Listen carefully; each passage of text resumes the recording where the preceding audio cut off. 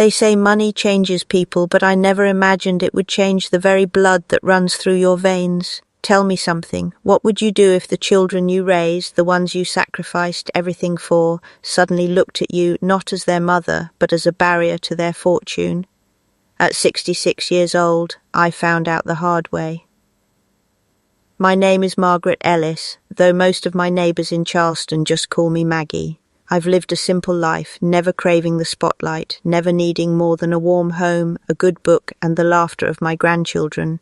My husband Richard passed away a decade ago, leaving me to hold together the threads of our family. And I did. I cooked, I babysat, I stayed up nights worrying when my kids had money troubles, and I gave when I didn't have much left to give. But life has a way of writing its own cruel chapters. My older brother Henry passed unexpectedly last year. Henry never married, never had children, and we'd grown apart over time. But we shared something unshakable: blood. I was his only sibling, his only living relative, which is why, when the lawyer read out his will, the room went quiet enough to hear the air conditioner hum. Henry had left everything, every last asset, property, and account, to me. $74 million. I remember gripping the edge of the chair as the number sank in. 74 million. I had to blink to believe it wasn't a trick of the ear. My children, Mark the eldest, his wife Cheryl, and my daughter Denise, sat beside me, their faces frozen in disbelief. My grandchildren looked on, too young to understand, but old enough to sense the tension rising in the room. The lawyer's words were clear. Henry's estate belonged to me, not Mark, not Denise, me. For a moment I felt guilty. That fortune was never something I asked for. I had lived long enough to know money didn't buy happiness. But then I looked at my children, my own flesh and blood, and what I saw in their eyes chilled me to the bone. Not love, not pride, not even surprise. Greed. From that moment their tone toward me shifted. It was subtle at first, Mark offering to help manage the accounts, Cheryl suggesting I downsize into a senior condo so the family could make use of my house. Denise stopped calling me Mum and began saying Margaret when she thought I wasn't paying attention. At Sunday dinner, I'd catch them whispering at the table, their eyes darting toward me, then back to each other. My presence, once the glue that bound us, had become an obstacle to their plans. The real blow came on a grey afternoon in March. Mark and Denise sat me down in my own living room, their voices rehearsed, their faces tight. "Mum," Mark began, his voice falsely gentle, "we've been thinking about your future. You're not getting any younger, and 74 million is, well, it's a lot to handle." I frowned. "I never asked you to handle it. It was Henry's wish, and I'm doing just fine." Cheryl, perched on the armrest, leaned forward with a smile that didn't touch her eyes. "What Mark means is, you don't need all of it. The money should benefit the whole family. Don't you think Henry would have wanted that?" Denise crossed her arms. "It's not fair for you to keep it all. You're comfortable. We have kids in college, mortgages, expenses. You're just sitting on it. Sitting on it. That's what my life amounted to in their eyes." I stared at the three of them, my son, my daughter-in-law, and I realized something painful. They no longer saw me as their mother. I was a vault, a walking checkbook, and they would smile, cajole, and push until I opened the lock, but I didn't. I smiled instead, a thin, weary smile. "Your uncle left that money to me, not to divide, not to debate, to me, and I'll decide what happens with it."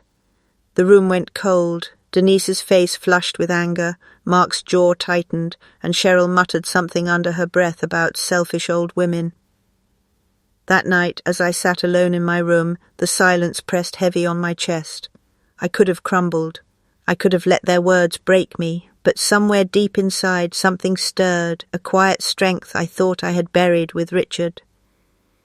If they wanted to see me as weak, as disposable, as an obstacle, then they had forgotten who raised them. They had forgotten the woman who survived heartbreak, loneliness, and years of sacrifice. and I was about to remind them.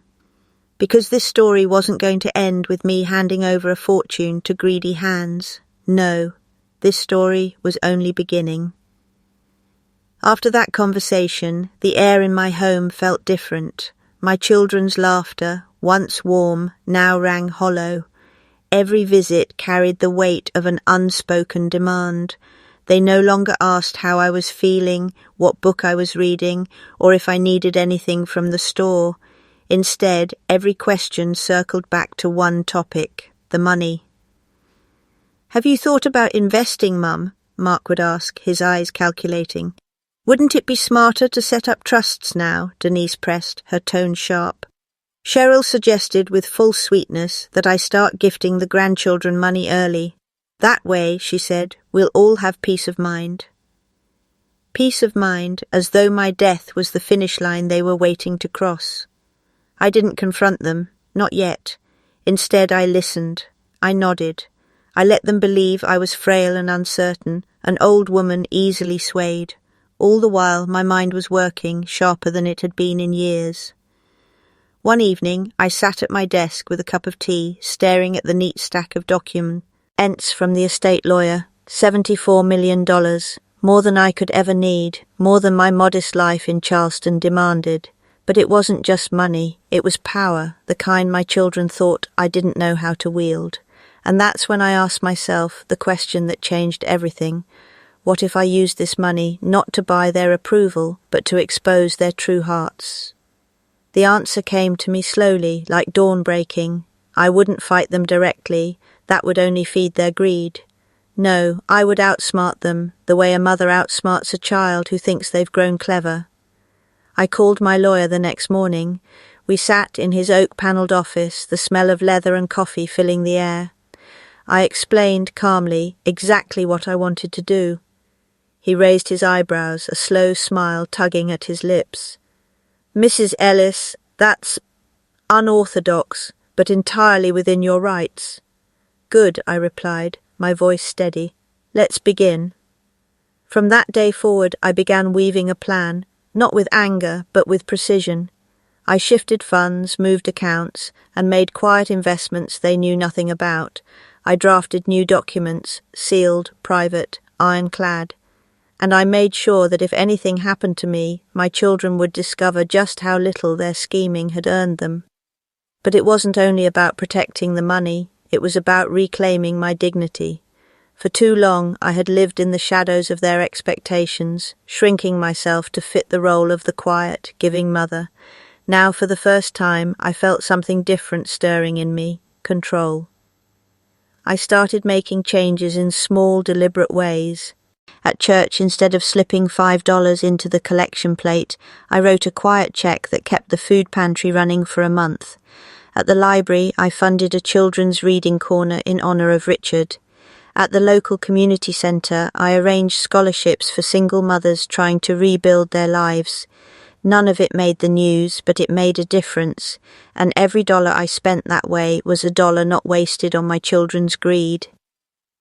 Meanwhile, I let Mark and Denise believe they were winning. When they asked questions, I gave vague answers. When they pushed, I smiled and said, "We'll see." The more complacent they grew, the sweeter the reveal would be. The turning point came one Sunday afternoon. I had invited them over for dinner, something I hadn't done in months. The table was set, the roast was in the oven, and for a moment I almost convinced myself things might feel normal again. But as we ate, the conversation turned, as it always did, to the money. Cheryl leaned across the table, her voice dripping with feigned concern. "Maggie, don't you worry about how complicated all this is.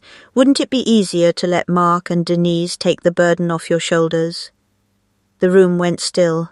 My fork clattered softly against the plate, and then I laughed.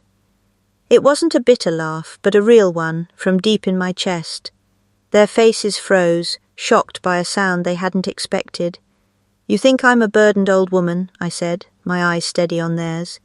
"You think 74 million makes me weak, but let me tell you something. I survived the depression as a child, raised 2 kids on a shoestring budget, buried the love of my life, and stood by both of you when you had nothing. Do you really believe I don't know how to handle money? Denise shifted uncomfortably. Mark opened his mouth, but no words came. I leaned back, folding my hands. You'll see soon enough, that I've decided. But make no mistake, this fortune isn't yours to claim. It never was. It's mine. And I intend to use it wisely. The silence that followed was heavier than any argument. For the first time, I saw fear flicker in their eyes. Not fear of me, but of losing what they thought was already theirs. And in that silence I knew my revenge was taking root. The weeks that followed my little dinner were measured out in small tests. Mark called more often, his voice suddenly softer as if he were practicing civility. Denise sent flowers with notes that said, "Thinking of you," that smelled faintly of the florist rather than the heart. Cheryl began showing up more, suddenly interested in recipes, in the temperature of the thermostat, in whether I could reach the top shelf. It was all thin varnish over the same greedy grain. I watched them, and I made myself breathe. I kept the real work private. My lawyer, Mr. Carter, and I met in his office 2 blocks from the old courthouse. The man was a rock of steadiness in a world that had started looking very wobbly to me. He would hand me forms and I would sign, but it wasn't the signing that gave me the power, it was the content. One afternoon he slid a sheaf of papers across the desk and I felt my pulse in my throat. "We've completed the forensic review," he said, tapping the top sheet. "The deposit records, the escrow accounts, the handwritten drafts, everything ties back to you, the pseudonym you used years ago, the IP filings, all authenticated." I nodded. I had expected nothing less. For 15 years I'd kept a quiet ledger of everything I'd done behind the curtain, anonymized donations, unsigned proposals, the small magics that had kept a company alive and then helped it thrive. Now the ledger had teeth. "In practical terms," Mr. Carter continued, "you have more options than most clients at this stage. You can keep the trust as is. You can set up conditions, testamentary trusts, staggered payments, charity bequests. Or, if you prefer, you can redirect significant portions to entities of your choosing. The law is on your side if the documentation is correct." The warmth of his words was a little like heat returning to a cold room.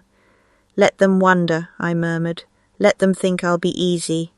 He smiled that private smile lawyers get when the case is clean and justice smells possible. "Consider what legacy you want, Mrs. Ellis." I did consider. I thought of the labels stuck to my furniture that afternoon, the neon post-its that smelled of a childish triumph. I thought about the folding chair in the mudroom that was supposed to be my room, the plastic bucket and the rusted sink. I thought of the night I had sold my mother's emeralds and the week I had stayed up rewriting a pitch that would later pull investors into a deal they credited only to a man. I thought of my brother Henry, quiet, clipped, always inclined to do what was right even if it went unnoticed.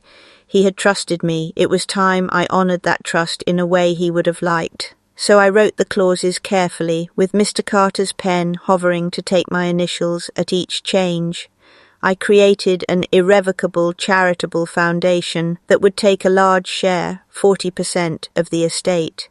Its mission was plain and personal, to support women who had built quietly and been forgotten loudly. I assigned a sizable endowment to fund legal aid for elders, grants for women who wanted to start small businesses, and scholarships for daughters who were the first in their families to go to college. I left certain properties to local non-profits, to libraries, to the church that had fed us when we had no money. But I did not stop every good plan needs a sting of truth. I included a clause that made a portion of the liquid assets contingent on a demonstration of care, not a show, real evidence, a period in which a family member would need to show up on a regular basis for 6 months, check-ins, shared meals, documented acts of assistance, not just a single staged hug at the will reading. It sounded merciless on paper, and that was the point. If they wanted to claim they loved me, they would have to prove it. And finally, because some lessons are best delivered with the subtlety of a court date, I left the intellectual property, the copyrights, the residuals, the rolling quarterly royalties, tied directly to my name, to a trust that would pay me a lifetime annuity and the rest to the foundation after my death. The money would not vanish into some anonymous account any more than my labour would vanish into their clever speeches. The company's 401ks and stock options would remain untouched. This was not spite, it was recognition. I wanted the math to say aloud what they never would, that the company's scaffold had been built in part by a woman who knew how to think. When the morning came for the formal reading, the house was cool and gleamed like a stage between acts. They had dressed for victory, silk ties, carefully pressed suits, jewellery that jangled like applause. I sat near the back, my hands folded, the little folder with the new directives under my coat. Mr. Carter began in the measured voice that belongs in courthouses and cathedral halls. Pages turned, people shifted in their seats. Then he played the recorded addendum my brother had insisted on when he revised his will 3 years before he died. A voice slightly slower than when I had first heard it, measured and intimate. Henry's voice said, "Margaret, you always insisted I trust you. I left this not for comfort but for action. Use I, as you see fit." Silence settled like a blanket. I watched Mark's face change colour, watched Denise's fingers flex into something like a fist. They had been ready for the reading to be an act of reclamation. Instead, it became a mirror. Then Mr. Carter read aloud the clauses that affected them.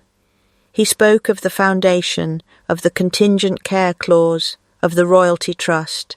He spoke plainly, without flourish, and the room listened. Somewhere near the middle of the reading, Cheryl's lips parted and a sound, sharp and small, escaped. Mark's hand flew to his mouth. I felt no triumph in that moment. I felt only the slow, steady exhalation of someone centered again. Someone in the back tried to laugh it off. A cousin muttered something about me being difficult. My granddaughter texted while the lawyer read. Later, when the reading ended and the murmur rose like stirred paper, Joseph, my youngest, who had spoken least, rose and stumbled to his feet.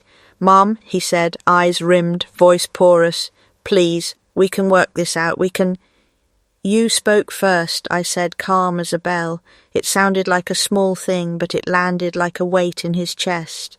He sat back down without another word. They left 2 days later in a flurry of boxes and arguments, but the house felt lighter when the last car pulled away. For years it had been heavy with ghost talk. Now it hummed with the honest sound of being my space again. I walked the rooms, pulled the stickers from the mantel and the chair, and put them in the trash. Each one felt like an apology I would never give, and also a thing I would not take back. Word travelled faster than I expected. The local paper ran a polite column about philanthropy in the Low Country and mentioned in an aside the new Ellisted Foundation. Calls came, not the intrusively kind from people wanting scraps, but genuine inquiries from women's shelters, legal clinics, local colleges. A woman named Marisol from the domestic aid program we funded called me in the afternoon, and we cried on the phone like two cousins. "You've given us a lifeline," she said. "We can't thank you enough." I didn't feel rich at that moment. I felt useful. I sold the big house in the spring. It was time. The place had gathered too many memories I couldn't dust away. I asked for a modest penthouse on the edge of the harbour, a place with light and a view and no room for sticky neon notes. The movers were brisk and polite. I kept only what fit in the new space: my husband's favourite chair, the wedding photograph with his hand over mine, the little recipe box with my mother's scrawl, which now smelled faintly of lemon oil. I left the platter with its faint scratches for the museum that had always wanted it. Some things, I realised, were better preserved than hoarded. The royalties continued to come, the small neat deposits that arrived like weather. I used a portion to seed scholarship funds, to pay for legal clinics that would advise elders, to fund training programs for women starting businesses in town. The foundation did not throw parties with speeches and empty champagne.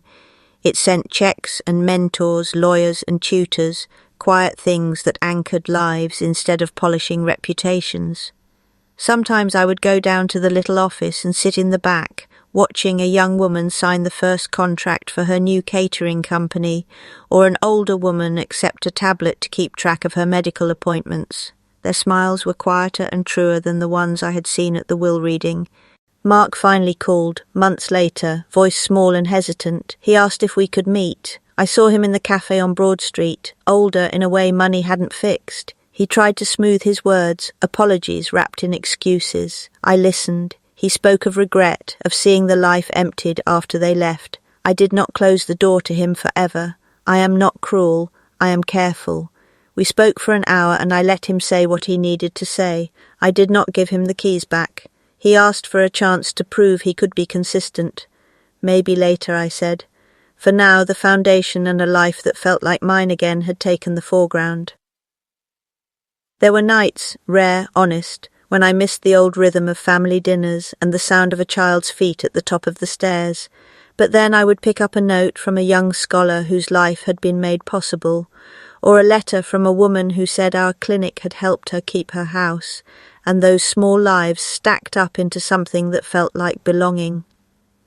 Sometimes, alone on the small balcony at dusk, I would look at the harbour lights and think of all the ways the world asks women to fade politely. We are taught to be the spine without the face, the quiet so the show can go on. I unclipped that quiet and let it have words. It was not revenge that sustained me in the end. It was restitution, a setting right of accounts, not just with money, but with recognition. The patents and the royalties and the bank ledgers proved that my mind had been used without credit. The foundation and the scholarships proved what my heart always knew, that care could be offered back. I hung one new sign in the lobby of the small office we established, hand-carved from oak, the grain soft and familiar. It read, "Remember the hands that build, honor them." It made the mailman smile when he walked by, and sometimes when I pass the building, the women who come in meet my eye and wave. That is payment enough. If there is anything I want to leave you with from this long, slow unpeeling of a life, it is this. You do not have to let your story be finished by other people. You do not have to be the quiet one forever. You are allowed to take back the pen. I took mine back on ordinary paper and with ordinary signatures, and it changed everything. They thought they could bury me while I still breathed. But I was still breathing, and I had a voice. I used it. I built something that kept the light on for others. And when the house finally sold and the keys changed hands, I locked the door behind me without regret. The world is quieter now, not because I was silenced, but because I finally found the company I chose to keep.